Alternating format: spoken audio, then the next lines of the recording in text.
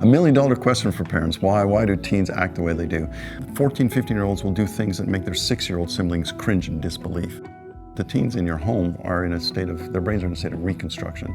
The right prefrontal cortex, the part of the brain that sits behind your right eye, that allows you to regulate your emotions, that allows you to control your impulses, that allows you to do so many things that we take for granted, isn't fully mature. And teens are hot-wired for emotion, they're hot-wired for sensation seeking, they're hot-wired for reward seeking and risk taking. And it's part of an evolutionary process. As a teenager, you can't grow into a fulfilled adult until you can separate from your parent. And in order to do that, you're going to have to take risks. You're going to do things that will make your parents cringe in disbelief as they would your siblings.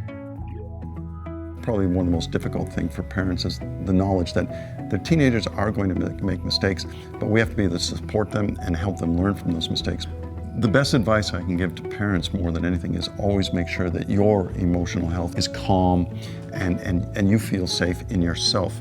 Because if you're tense, if you're agitated, your teenager will pick up on that, and it's adding like fuel to a fire. They often tend to see anger when there isn't any, and they read emotions very differently. You have to keep informing them and consulting them and talking to them about what your expectations are, about what you want to see happen. And again, more often than not, it's better to try and guide behavior than to try to change behavior. Because for teenagers, trying to change their behavior sends them a message of, there's something wrong with me. Trying to guide their behavior sends a message of, my parent's here to help me.